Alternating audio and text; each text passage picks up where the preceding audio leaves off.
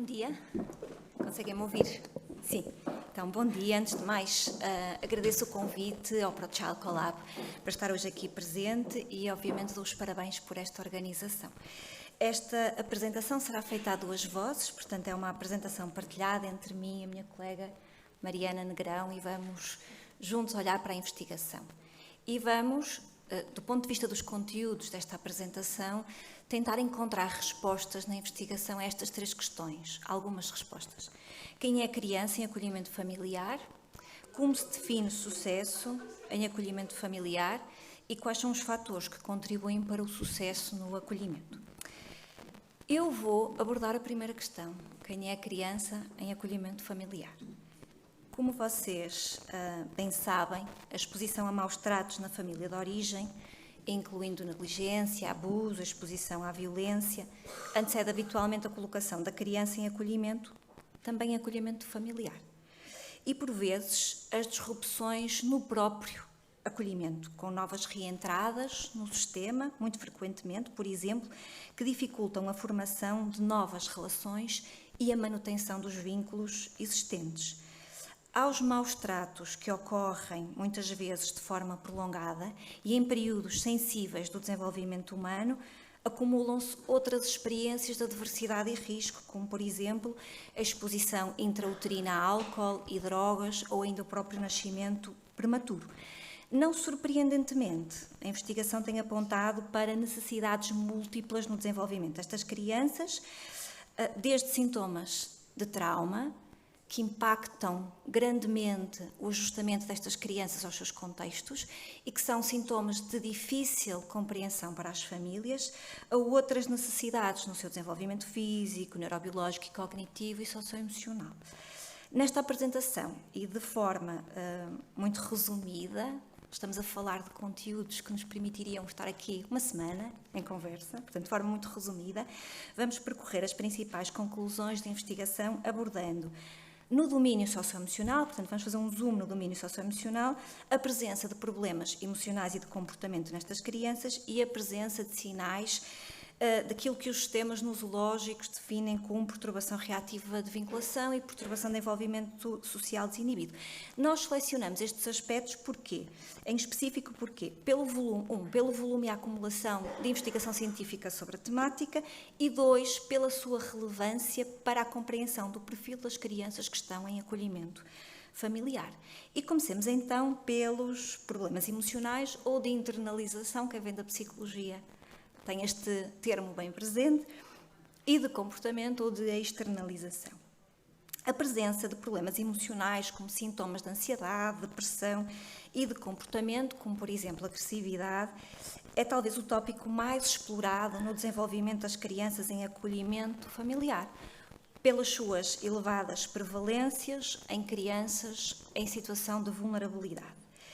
2 estudos representativos e muito relevantes nesta área, um conduzido nos Estados Unidos da América e outro na Austrália, apontam para percentagens de quase 48% nos Estados Unidos da América e de 29% na Austrália, de crianças em acolhimento familiar com problemas emocionais e de comportamento clinicamente significativos.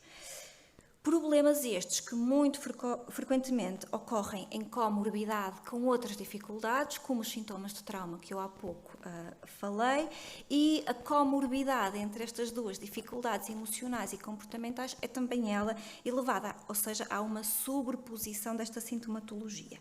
E estes valores destes 2 países estão em linha com os valores de outros países, portanto, o aglomerado da investigação, de facto, situa a prevalência neste intervalo no que concerne aos problemas emocionais e de comportamento.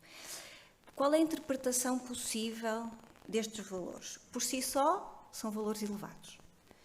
De uma forma complementar, a investigação que tem comparado o desenvolvimento de crianças em acolhimento residencial, de crianças em acolhimento familiar e de crianças da comunidade sem uma história de acolhimento, tem sugerido, de uma forma global, que as crianças em acolhimento familiar encontram-se numa posição intermédia, ou seja, apresentam menos problemas emocionais e de comportamento comparativamente às crianças que estão em acolhimento residencial, mas mais problemas emocionais e de comportamento comparativamente às crianças da comunidade sem nenhuma história de acolhimento. Um dado importante desta investigação é que as trajetórias de funcionamento emocional e de comportamento destas crianças tendem a ser relativamente estáveis ao longo da permanência no acolhimento familiar, em média, havendo, obviamente, heterogeneidade, como nós a seguir vamos ver. E muito importante também, a presença destes problemas emocionais e de comportamento durante o acolhimento, durante a permanência em acolhimento familiar, associa-se a dificuldades futuras após a saída do acolhimento, na idade adulta, nomeadamente a uma probabilidade acrescida de estas crianças evidenciarem problemas de saúde mental e de estarem em desvantagem socioeconómica, persistindo assim os ciclos de pobreza e da exclusão social. Portanto, retirando luzes desta investigação, deste aglomerado desta investigação, a atuação atempada, preventiva destes problemas nestas crianças protege, vamos ver a seguir, a criança no aqui e no agora, mas também no seu futuro, após a saída do acolhimento. Um outro aspecto fundamental do funcionamento socioemocional das crianças em acolhimento familiar, menos estudado que os problemas emocionais e de comportamento, mas particularmente relevante por as correlações que mantém com outros domínios do funcionamento da criança, do seu desenvolvimento, nomeadamente cognitivo e neurobiológico, por exemplo, e pelas implicações que pode ter para o estabelecimento de novas relações e para a adaptação da criança a novos contextos, como seja o acolhimento familiar, refere-se à presença de sinais de perturbação reativa de vinculação e de perturbação de envolvimento social desindivido. Mas do que é que nós falamos quando falamos de perturbação reativa de vinculação e de perturbação de envolvimento social desinibido? A perturbação reativa de vinculação é caracterizada pela presença de uma constelação de comportamentos de vinculação e sociais marcadamente inapropriados para a fase de desenvolvimento em que a criança se encontra. E central parece ser a dificuldade da criança para estabelecer vínculos seletivos com um adulto cuidador, por um lado, importante, e nestes casos a criança rara ou minimamente recorre a um cuidador seletivo em busca de conforto ou de proteção e rara e minimamente responde ao conforto oferecido em momentos de angústia, em que era esperado que a criança procurasse ou que a criança respondesse ao conforto que lhe é oferecido. Para além disto, estas crianças evidenciam ainda um interesse mínimo na interação social, a criança raramente inicia interações com os seus cuidadores, apresenta afeto positivo limitado, retraimento, hipervigilância, irritabilidade, tristeza inexplicáveis.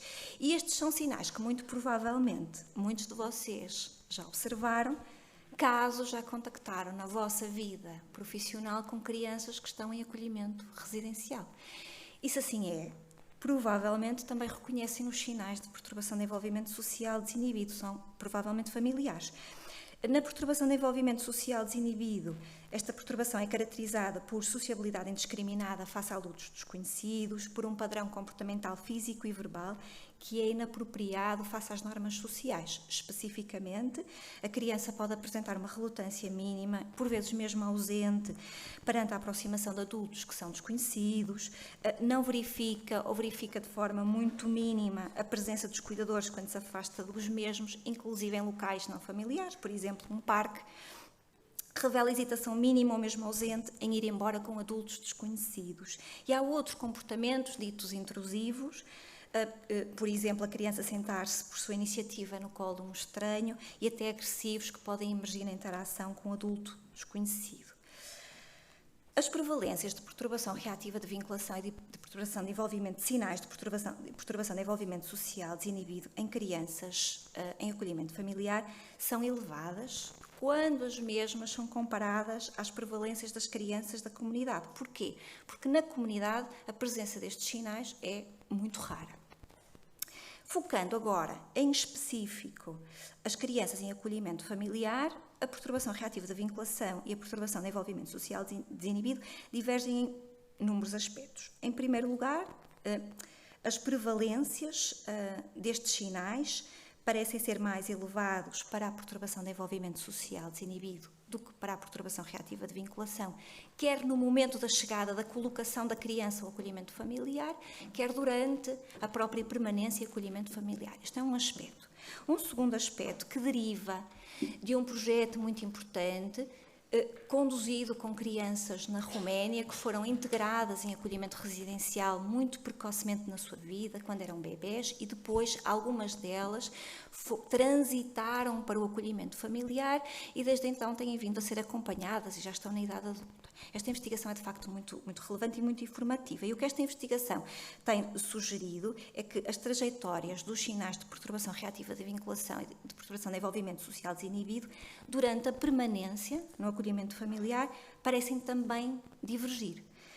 Enquanto a perturbação reativa de vinculação parece responder melhor à intervenção, assistindo-se a uma diminuição dos sinais durante o acolhimento familiar e aproximando-se, assemelhando-se o perfil destas crianças ao perfil das crianças da comunidade que nunca tiveram contacto com o sistema, na perturbação de envolvimento social desinibido, ao contrário, parece haver uma estabilidade, em média, ao longo da permanência no acolhimento familiar.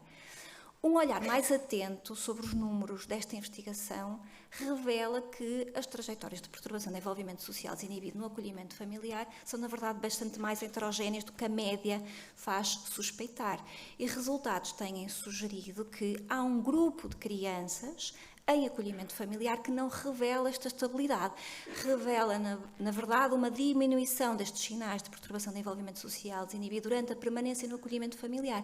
E são as crianças que foram integradas em acolhimento familiar mais precocemente, quando ainda eram bebés, crianças muito pequenas, antes de completarem os 24 meses de idade, parecendo haver aqui uma janela de oportunidade para a intervenção nesta sintomatologia.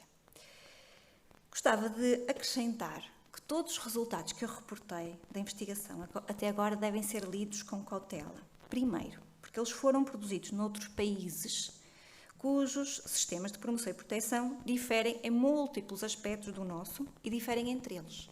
Nós não temos números, nós precisamos de números, porque os números permitem-nos melhorar as nossas práticas. Então é urgente fazermos mais investigação nesta temática.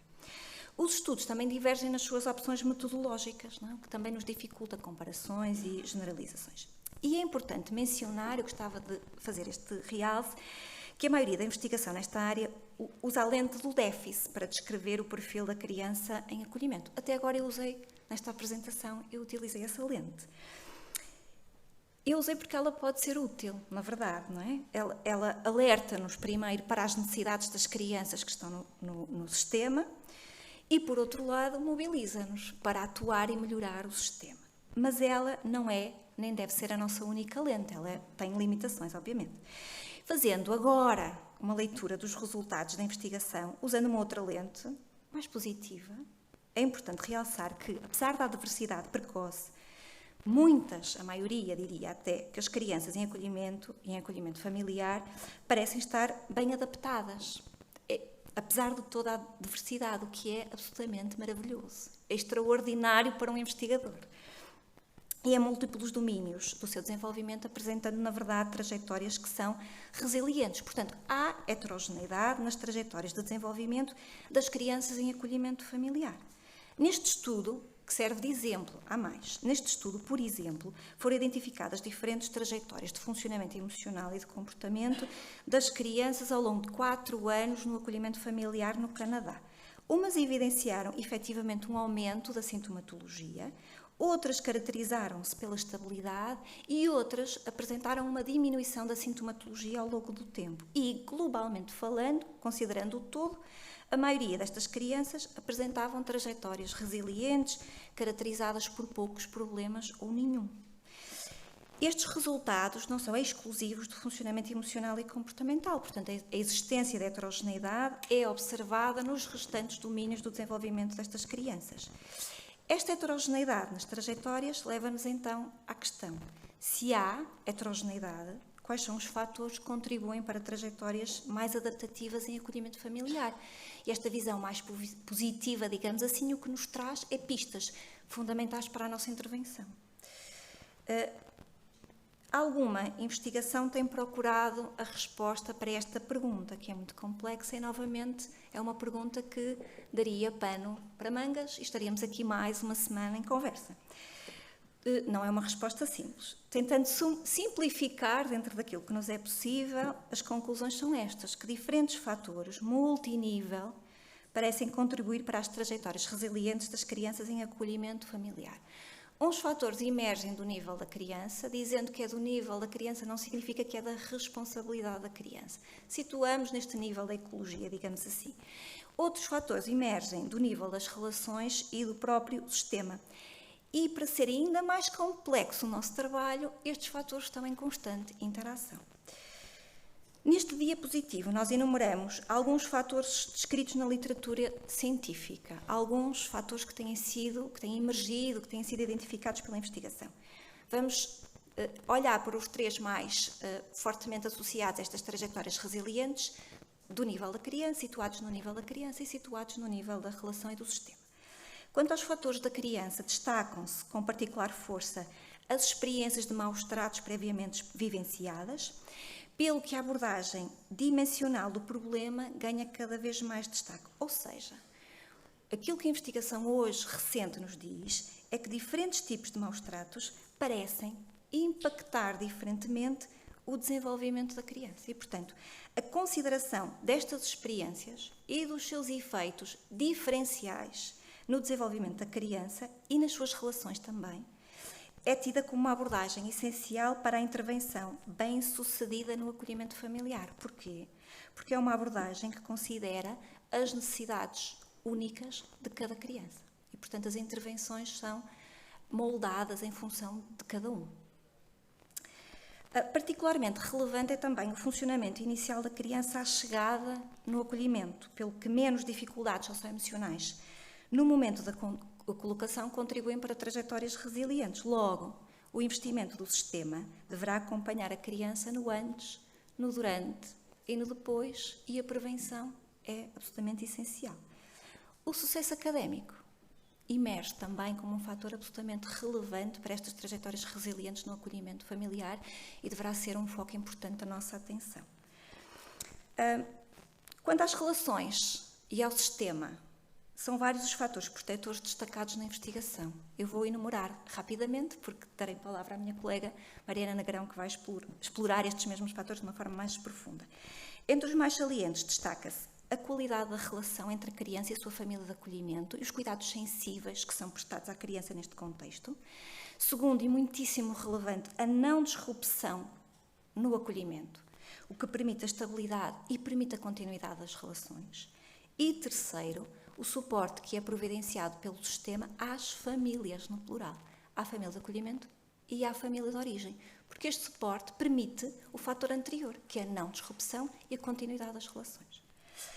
As trajetórias resilientes são, sem dúvida alguma, um forte e importante indicador do sucesso no acolhimento familiar, porque espelham o objetivo que deve ser o objetivo do acolhimento, que é promover o bem-estar e o desenvolvimento pleno da criança. Mas será que este é o único indicador de sucesso no acolhimento familiar? E com esta interrogação termino e passo a palavra à minha colega Mariana Negrão. Eu vou realmente pegar aqui, dar continuidade a esta reflexão, portanto também alegrando-me por poder estar aqui e poder partilhar convosco também aqui as nossas reflexões, mas sem delongas, dar continuidade aqui então a este caminho que já foi iniciado pela Joana. E de facto, como dizia a Joana, aqui a nossa preocupação central é a criança é que está aqui no centro desta medida e, portanto, como dizia e como foi evidenciado, a questão da promoção da sua segurança, do seu bem-estar, desta trajetória resiliente, desta boa adaptação, é um vetor central, sem dúvida, do sucesso do acolhimento. Mas, eventualmente, ajuda-nos também a ter... Não estamos... aqui a conseguir ver, mas creio que vamos retomar rapidamente, exatamente, que ajuda-nos também ter uma lente mais larga e mais compreensiva para esta compreensão do que pode ser sucesso em acolhimento familiar, e a investigação também nos tem falado então de outras variáveis que, relacionadas também então com este bem-estar da criança, ajudam a definir aquilo que pode ser um acolhimento familiar de sucesso. E desde logo, e já aqui mencionada, a questão da estabilidade e da permanência da criança durante o período em que a vigência do acolhimento for importante, não é? E isto contrariando estes ciclos de disrupção, de instabilidade dos laços, dos vínculos, que têm um impacto substantivo, de facto, nas questões de comportamento, nas questões da segurança da criança, e, portanto, a estabilidade é, de facto, aqui uma medida importante em relação com o bem-estar da criança. Também, uma outra medida que podemos ter do sucesso do acolhimento é mais relativa às famílias, à retenção das famílias e à satisfação das próprias famílias, pois elas são também aqui um agente importantíssimo desta medida de acolhimento familiar. Não são, por um lado, nem sempre fáceis de captar, de mobilizar, e, portanto, a sua trajetória também de manutenção dentro do sistema é preciosa, tanto mais que a investigação também nos aponta que estas famílias amadurecem, crescem e tornam-se também mais competentes à medida que permanecem no sistema, e, portanto, a sua retenção é preciosa para a medida portanto, esta retenção está também em linha de continuidade com a sua satisfação. E tendo então esta lente compreensiva daquilo que podem ser várias medidas daquilo que pode ser o sucesso do acolhimento familiar, a pergunta seguinte é então quais é que são os fatores que podem contribuir para este sucesso nesta dimensão compreensiva. E aqui a Joana já sublinhou vários fatores que estão em linha com este sucesso no sentido da trajetória adaptativa e resiliente da criança. Se nós olharmos para os outros eixos, vamos ver que elas nos trazem, a linguagem também pode ser diferente e há, obviamente, também alguma diversidade, mas que nos trazem também muita regularidade, chamando-nos a atenção, e aqui trazemos sobretudo estudos meta-analíticos que já fazem a revisão e a sistematização de muitos trabalhos nestes domínios. Por exemplo, para a instabilidade da colocação, a literatura aponta como crítica a entrada tardia em acolhimento, o maltrato, e aqui já falamos das diferentes circunstâncias de maltrato, história prévia de acolhimento residencial e a existência de problemas de comportamento, que, como também já foi evidenciado, os problemas aqui de externalização são imensamente trabalhados e estudados. E, portanto, isto como aspectos críticos e onde esta instabilidade poderá aparecer com maior relevância.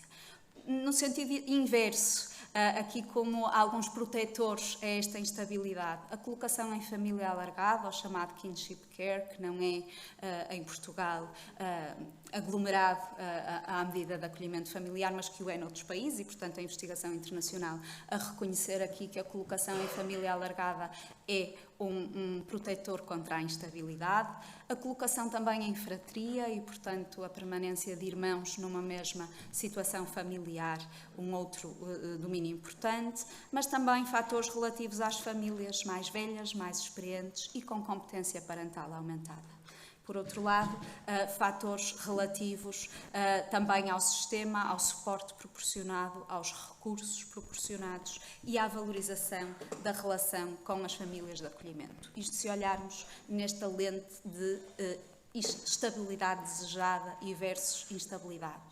Se olharmos para a questão da retenção das famílias, aquilo que a literatura nos aponta são fatores relacionados, mais uma vez, com o sistema de promoção e proteção e com a boa relação ou relação tensa que se estabeleça com o sistema e com os seus agentes, nomeadamente, e já materializaremos um pouco mais isto. Mais uma vez, os recursos materiais, a questão do perfil e atributos pessoais das famílias, e aqui uma incursão específica também nas questões da motivação, a formação proporcionada, que, portanto, acaba por suster estas famílias e por as tornar mais competentes, e o suporte de pares outras famílias de acolhimento. Portanto, esta rede de suporte também a este nível. Portanto, lá está. E se nós quisermos fazer alguma súmula e olhando estes 3 grandes indicadores, a Joana abordou o primeiro nas trajetórias, depois também olhando estabilidade e instabilidade, olhando retenção das famílias, nós encontramos diversas comunalidades, podemos estruturá-las e organizá-las aqui em fatores a estes 3 níveis, relativos à criança, relativos à família, relativos ao sistema, e seguramente temos vários fatores que nos alertam para riscos inerentes à criança. Ora, não surpreendentemente, não é? Esta criança está aqui necessitada da nossa proteção e interessa, como dizíamos, reconhecer aqueles que podem ser os riscos, precisamente para orientarmos a nossa intervenção atempada e orientarmos uma intervenção que capacite depois ou que contraponha com fatores de proteção a outros níveis. E nesses outros níveis podem ser então encontrados aqui ao nível da família, de acolhimento e ao nível do sistema e, de facto, aquilo que vos propunhamos agora para os últimos minutos tem que ver com isto, não é? Como é que nós podemos, então, proteger mais, proteger melhor e como é que, então, desse ponto de vista, que famílias queremos, que perfil e competências devem ter estas famílias para que este seja, de facto, um fator de proteção e de sucesso do acolhimento, e como é que, enquanto sistema, que relação devemos estabelecer com elas, como é que as devemos suportar, como é que as devemos apoiar. E isto necessariamente faz-nos a pensar, para já, e ficarão só algumas luzes que depois serão concretizadas pelas colegas, mas isto faz-nos pensar, não é, nos processos que estão aqui no âmago do acolhimento familiar, e estas perguntas devem, se calhar, informar desde logo processos de avaliação e seleção, mas também de formação e acompanhamento, neste sentido que dizia que as famílias se formam, se capacitam ao longo do processo. E, portanto, que esta relação deve ser altamente empoderadora destas famílias. E, portanto, aqui, agora, nestes últimos minutos, por um lado, olhar para o perfil das famílias que a investigação nos mostra que, eventualmente, pode ser mais adequado e desejável, e o tipo de relação que devemos estabelecer com elas. Um apontamento muito rápido para as questões da motivação, que a investigação nos diz, a motivação é, por definição, múltipla, não é? Nós somos multimotivados a tudo aquilo que nos propomos, diria, mas as motivações centradas na criança, por oposição a outras mais centradas na própria família, no próprio adulto, ou mais orientadas até para a comunidade, é o tipo de motivação que a investigação mostra estar mais correlacionado com a intenção de acolher, mas também com a capacidade das famílias de se manterem no sistema e com a sua satisfação com o papel. E, portanto, um olhar importante para estas motivações e para as razões, então, centradas naquilo que é o bem-estar da criança e este direito, eventualmente, à família que toda a criança tem. Mas depois a investigação suporta-nos fundamentalmente a importância desta competência parental, aquilo que poderíamos designar de uma forma global uma parentalidade positiva de base segura, centrada nas questões do vínculo, centrada nas questões deste afeto, que nos dizem vários trabalhos que é aqui central no reverter de danos desenvolvimentais, porque é ela que ativa, de facto, aqui esta capacidade de quebrar a privação relacional que tantas destas crianças, como exposto, que tantas destas crianças foram realmente expostas, e, portanto, é isto que permite depois, através desta vivência, muitas vezes pela primeira vez, de um ambiente seguro, estável, amigável, permite realmente alcançar melhores resultados, alcançar estas trajetórias adaptativas e de bem-estar. E, portanto, o que é que falamos quando falamos de competência parental, concretizando em algumas ideias importantes e em também alguma operacionalização que os estudos também nos trazem, falamos de famílias que sejam capazes de se envolver emocionalmente com a sua criança, de criar este vínculo afetivo significativo, tendo em consideração quem é a criança, e o perfil foi aqui bem trabalhado também, não é? Uma criança que terá um temperamento particular, necessidades desenvolvimentais particulares a partir daquilo que é a sua experiência prévia e, portanto, esta leitura de comportamento, esta leitura daquilo que é necessário para esta criança também tem que ser muito informada pela lente do trauma, pela lente da adversidade e todas as dificuldades que isto tem inerente, como foi aqui também evidenciado atrás. Portanto, implica sensibilidade na resposta a problemas de comportamento, que passará com certeza por uma importância dada à estruturação, à rotina, à imposição de limites e, simultaneamente, à tolerância, à empatia para com a criança, à capacidade do adulto se autorregular, precisamente para ser modelo também e contentor da criança, e o apoio também que a literatura evidencia às necessidades multiculturais. Portanto, nisto estamos a descrever ingredientes que são absolutamente transversais e comuns a toda e qualquer parentalidade sensível e, portanto, estamos a falar de elementos que dizem respeito à competência parental geral, mas também a uma parentalidade plus, como aqui as autoras Jill Barrick evidencia, neste sentido em que é uma parentalidade, uma competência parental, que tem que responder a desafios muito específicos e muito relevantes na resposta a esta criança, desde logo a sua integração e, portanto, olhar muito este processo de integração da criança na família, com os seus desafios e dificuldades, esta lógica da pluriparentalidade, portanto, da partilha da responsabilidade com a família de origem, com eventualmente uma família adotiva, isto estamos a falar dos diferentes ciclos e transições, diferentes momentos de transição, mas esta lógica de articulação entre vários agentes e as necessidades desenvolvimentais específicas que derivam então do trajeto da criança. Bem, e se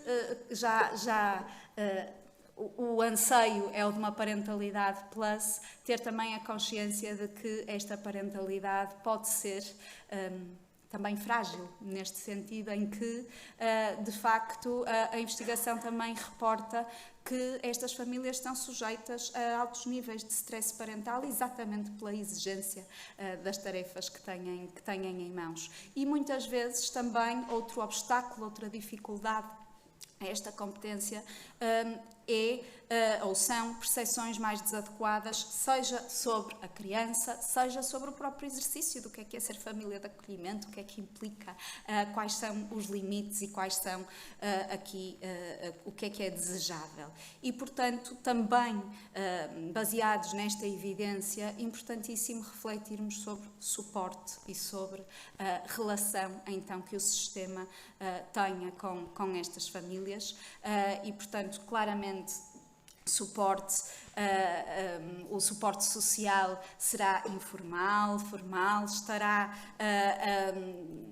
contextualizado para muitas famílias em diferentes agentes e em diferentes instituições, mas importantíssimo, e a investigação aqui a sublinhar a importância da relação que o sistema de promoção e proteção estabelece com as famílias de acolhimento, no sentido então de poder estabelecer uma relação que torne mais satisfatório também para as famílias o exercício do acolhimento familiar, que as retenha no processo e, portanto, que contribua para este sucesso da colocação. E o que é que então os vários trabalhos nos têm dito que são pistas importantes a seguir nesta relação com as famílias? Então, um relacionamento positivo, fundamentalmente, e claro que o sistema tem múltiplas caras e múltiplos agentes, não é? Mas a equipa gestora de processo tem aqui uma importância vital e os momentos de suporte que possam abordar questões específicas, mas que também possam ser muito reativos e muito responsivos àquelas que são as necessidades das famílias, isto tem sido, de facto, indicado como uma prática fundamental e importante para para esta retenção das famílias. Partilha mútua de informações, a formação, as questões da formação, ser suporte também através de formação inicial, contínua, que capacite, que as famílias sintam que é capacitadora nos seus conhecimentos, nas suas competências, e a valorização realmente de uma cultura de colaboração, de suporte, que também é um fator muito relevante, em que as famílias se sintam reconhecidas e em que se sintam respeitadas neste seu papel.